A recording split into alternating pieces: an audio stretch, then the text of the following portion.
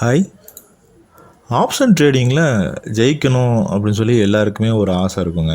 So ஈக்விட்டியில் போய்ட்டு என்னடா invest பண்ணிவிட்டு அது என்ன ப்ராஃபிட் வருது, ஆனால் ஆப்ஷன் ட்ரேடிங்கில் வந்து நல்லாவே ப்ராஃபிட் வரும் அப்படின்னு சொல்லி நிறைய பேர் ஆப்ஷனில் என்ட்ரு ஆகிட்டு ப்ராஃபிட்டும் பண்ணுறாங்க, நிறைய பேர் லாஸும் பண்ணுறாங்க. ஸோ லாஸ் பண்ணாமல் எப்படி ஆப்ஷன் ட்ரேடிங்கில் வந்து ப்ராஃபிட் பண்ணலாம் அப்படின்றத தான் இந்த வீடியோவில் பார்க்க போகிறோம். ஃபஸ்ட்டு அதுக்கு பேசிக்காக ஆப்ஷன் ட்ரேடிங் பண்ணுறதுக்கு என்னென்னலாம் செய்யக்கூடாது, இல்லை என்னென்னலாம் செய்யணும் அப்படின்றத இந்த வீடியோவில் பார்க்கலாம். ஆப்ஷனில் கால் ஆப்ஷன், புட் ஆப்ஷன், பையிங்கும் பண்ணலாம், செல்லிங்கும் பண்ணலாம். ஸோ அது நிறையா ஸ்ட்ராட்டஜிலாம் இருக்குது. என்னோட ஒரு சிம்பிள் ஆப்ஷன் பையிங் ஸ்ட்ராட்டஜி ஒன்று இருக்குது. ஸோ அதையும் நான் இந்த வீடியோவில் சொல்கிறேன். ஃபஸ்ட்டு மைண்ட் செட் வந்து ரொம்பவே முக்கியம் ஆப்ஷனில் சக்ஸஸ்ஃபுல்லாக இருக்கிறதுக்கு. ஸோ எந்தெந்த மாதிரியெல்லாம் மைண்ட் செட் வேணும் அப்படின்னா, 9:15 மார்க்கெட் ஓப்பன் ஆகும். ஓப்பன் ஆன உடனே ஓடி போய் ஒரு கால் ஆப்ஷனோ இல்லை ஒரு புட் ஆப்ஷனோ வாங்கக்கூடாது. ஃபஸ்ட்டு ஒரு அட்லீஸ்ட் ஒரு 15 to 30 மினிட்ஸ் வந்து மார்க்கெட்டை வந்து வாட்ச் பண்ணணும். ஸோ எந்த மாதிரி மார்க்கெட் மூவ் ஆக போகுது அப்படின்றத ஒரு 30 மினிட்ஸாவது வாட்ச் பண்ணிவிட்டு அதுக்கப்புறமா ஒரு ட்ரேடில் என்ட்ரி ஆகணும். நெக்ஸ்ட்டு டெய்லி ட்ரேட் பண்ணணும் அப்படின்றத வந்து மறந்துடும். டெய்லி ஒரு பொசிஷன் ஓப்பன் பண்ணியே ஆகணும், லாஸோ ப்ராஃபிட்டோ அந்த மாதிரிங்கிற மைண்ட் செட்லேருந்து நம்ம வெளில வரணும். Waiting for the right opportunity, ஒரு நல்ல ஆப்பர்ச்சுனிட்டி கிடைக்கிற வரைக்கும் வெயிட் பண்ணி மார்க்கெட்டை வாட்ச் பண்ணிவிட்டு ஆப்பர்ச்சுனிட்டி கிடைக்கும் போது தான் என்ட்ரு ஆகணும்.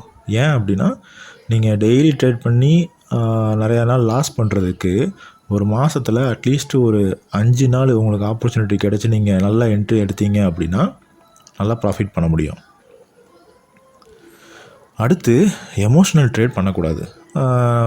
என்ட்ரி ஆன லாஸ் ஆயிடுச்சு, ஸோ அந்த ஃபீலிங்லேயே வந்து மறுபடியும் நம்ம என்ட்ரி எடுக்கக்கூடாது. ரிவெஞ்ச் ட்ரேடு, லாஸ் ஆனதை வந்து எப்படியாவது நம்ம மார்க்கெட்லேருந்து திரும்ப எடுத்தாகணும் அப்படின்ற ரிவெஞ்ச் வந்து பண்ணக்கூடாது. ஒன்ஸ் லாஸ் ஆயிடுச்சு அப்படின்னா லாஸு, மறுபடியும் நல்லா ட்ரைனிங் எடுத்துகிட்டு இன்னும் கொஞ்சம் நல்லா லேர்ன் பண்ணிவிட்டு அதுக்கப்புறமா நம்ம ட்ரேட் பண்ணணும். நெக்ஸ்ட்டு ஓவர் ட்ரேடு, இது ரொம்பவே முக்கியம். நிறையா பேர் வந்து ஓவர் ட்ரேட் பண்ணுவாங்க. மார்னிங் ஒரு ப்ராஃபிட் வரும், அவங்களுக்கான டார்கெட் வந்து அச்சீவ் ஆகிரும். அகைன் என்ன பண்ணுவாங்கன்னா மறுபடியும் போய் ட்ரேட் பண்ணி அந்த ப்ராஃபிட்டையும் வந்து அன்றைக்கே வந்து கோட்டை விட்டுருவாங்க. ஸோ அது ரொம்பவே முக்கியம். அதே மாதிரி லாஸ் ஆனாலும் சரி, ப்ராஃபிட் ஆனாலும் சரி, ஒரு நாளுக்கான உங்களோட டார்கெட் அச்சீவ் பண்ணிட்டீங்க அப்படின்னா அதிலிருந்து நீங்கள் வெளியில் வந்துடணும். ஸோ இது வரைக்கும் என்னென்னலாம் பண்ணக்கூடாதுன்னு பார்த்தோம். இனிமேல் என்னென்ன பண்ணணும் அப்படின்றத பார்க்கலாம். மார்க்கெட்டில் 3 ட்ரெண்டு தான் இருக்குது. Up trend, sideways, down trend. ஓகேங்களா? ஸோ மார்க்கெட் வந்து அப் ட்ரெண்டில் இருந்துச்சு அப்படின்னா நம்ம பை அண்ட் டிப்பில் இருக்கணும். ஸோ மார்க்கெட்டு அப்படியே மேலே போயிடாது, ஒரு ரேலி, அப்புறம் ஒரு சின்ன டவுனு, அப்புறம் ஒரு ரேலி கொடுக்கும். ஸோ அந்த டவுன் வரும்போது கால் ஆப்ஷனை ஃபோக்கஸ் பண்ணணும், ஹை போனோடனே செல் பண்ணணும். அதே மாதிரி டவுன் ட்ரெண்ட்லேயும் ஒரு லோ, அப்புறம் ஒரு சின்ன ஹைக் கொடுத்துட்டு அதுக்கப்புறம் மறுபடியும் லோ வரும். ஸோ அந்த லோ வரும்போது ப்ராஃபிட் புக் பண்ணிடணும். திரும்ப ஒரு சின்ன ரேலி மேலே போகும்போது மறுபடியும் அகைன் வந்து நம்ம செல் என்ட்ரு ஆகணும், இல்லை புட் ஆப்ஷனில் ஃபோக்கஸ் பண்ணணும். சைடுவேஸில் போகுது அப்படின்னா ஹை அண்ட் லோ மார்க் பண்ணிக்கணும். மார்க் பண்ணிவிட்டு லோவில் போயிட்டு கால் ஆப்ஷன் ஃபோக்கஸ் பண்ணலாம், ஹையில் போயிட்டு புட் ஆப்ஷன் ஃபோக்கஸ் பண்ணலாம். அவ்வளோதான், சிம்பிள். 3 ட்ரெண்டு தான். அதுக்கு முதல்ல மார்க்கெட் என்ன ட்ரெண்டில் இருக்குது அப்படின்றதையும் நம்ம கண்டுபிடிக்கணும். நெக்ஸ்ட்டு ஒரு ட்ரேடிங் பிளானை வந்து நீங்கள் க்ரியேட் பண்ணணும். ஈவினிங் உட்காந்து அட்லீஸ்ட் ஒரு 1/2 hour இல்லை 1 hour நீங்கள் அதுக்கு ஸ்பெண்ட் பண்ணணும். மார்க்கெட்டு இன்றைக்கி எந்த மாதிரிலாம் மூவ் ஆச்சு, எங்கெங்கெல்லாம் சப்போர்ட் எடுத்துருக்கு, எங்கெங்கெல்லாம் ரெசிஸ்டன்ஸ் எடுத்துருக்குது அப்படின்றதையும் தெரிஞ்சுக்கணும். மோஸ்ட்லி ஃபியூச்சர்ஸ் சார்ட்டை வந்து ஃபோக்கஸ் பண்ணுங்கள். நம்ம ஸ்பாட் சார்ட்டை விட ஃபியூச்சர்ஸ் சார்ட்டு வந்து நமக்கு எக்ஸாம்பிள் வந்து கிஃப்ட் நிஃப்டி பார்த்திங்கன்னா அரௌண்டு இப்போ ஈவினிங் கூட நமக்கு ட்ரேட் ஆகிக்கிட்டு இருக்கும். ஸோ அதை பார்த்தீங்க அப்படின்னா இன்னுமே வந்து உங்களுக்கு அந்த சப்போர்ட் அண்ட் ரெசிஸ்டன்ஸ் லெவலை வந்து நான் அக்யூரேட்டாக நீங்கள் ப்ரெடிக்ட் பண்ண முடியும்.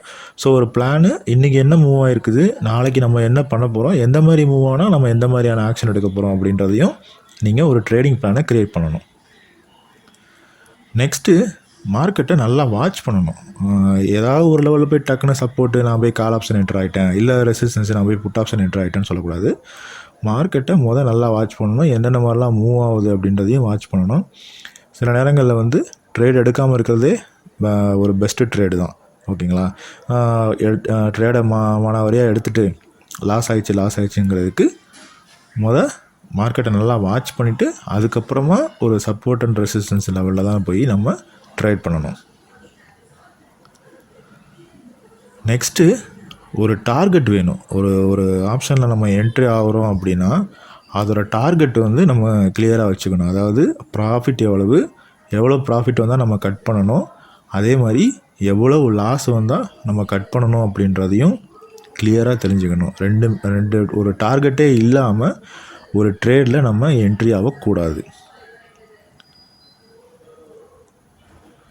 ஸோ இதுதான் என்னோட ஆப்ஷன் பையிங் ஸ்ட்ராட்டஜி. நான் யூஸ் பண்ணுறது வந்து இப்போது நிஃப்டியில் ட்ரேட் பண்ணுறேன். நான் மோஸ்ட்லி வந்து நான் நிஃப்டியில் ட்ரேட் பண்ணுவேன். நிஃப்டியில் பார்த்தீங்க அப்படின்னா 15 மினிட்ஸ் கேண்டில் நான் ப்ரிஃபர் பண்ணுறேன். ஸோ 15 மினிட்ஸ் கேண்டில் நான் யூஸ் பண்ணுற இண்டிகேட்டர் வந்து ஆர்எஸ்ஐயில் 20 வந்து க்ரீன் நான் வந்து சப்போர்ட்டாக வச்சுக்கிறேன், 80 வந்து ரெட்டு நான் ரெசிஸ்டன்ஸாக வச்சுக்கிறேன். ஸோ எப்போல்லாம் 20க்கு கீழே ஆர்எஸ்ஐ வந்து போகுதோ அப்போ வந்து நான் கால் ஆப்ஷனை ஃபோக்கஸ் பண்ணுறேன். 80 அபோவ் போகும்போது நான் புட் ஆப்ஷனை ஃபோக்கஸ் பண்ணுறேன். ஸோ அதனால் அது வரைக்கும் நான் வந்து ஆப்ஷனை ஃபோக்கஸ் பண்ணுறது கிடையாது. மார்க்கெட்டை நல்லா வாட்ச் பண்ணுவேன். 20 பிலோ போகும்போது கால் ஆப்ஷனையும், 80 அபோவ் போகும்போது புட் ஆப்ஷனையும் ஃபோக்கஸ் பண்ணிங்கனாலே நீங்கள் ஒரு நல்ல ப்ராஃபிட்டபுள் ஆப்ஷன் ட்ரேடராக இருக்க முடியும். ஓகேங்களா? ஸோ இது வந்து மாதத்துக்கு ஒரு ஆப்பர்ச்சுனிட்டி வந்தால் கூட, மேபி சைட்வேஸ்லேயே போகுது மார்க்கெட்டுக்கு, மாதத்துக்கே ஒரு ஆப்பர்ச்சுனிட்டி உங்களுக்கு கிடைச்சா கூட நீங்கள் அதில் வந்து லாட் சைஸை இன்க்ரீஸ் பண்ணிக்கலாம். ஸோ இந்த ஸ்ட்ராட்டஜியை ஃபஸ்ட்டு ஒரு லாட்டுக்கு அப்ளை பண்ணி பாருங்கள். உங்களுக்கு சக்ஸஸ்ஃபுல்லாக இருக்குது அப்படின்னா மாதத்துக்கு ஒரு ஆப்பர்ச்சுனிட்டி கிடைச்சா கூட லாட் சைஸை நீங்கள் இன்க்ரீஸ் பண்ணிங்க அப்படின்னா மொத்த மாதம் ட்ரேட் பண்ணுறத ஒரே ட்ரேடில் நீங்கள் ப்ராஃபிட் பண்ணிட முடியும். ஓகேங்க.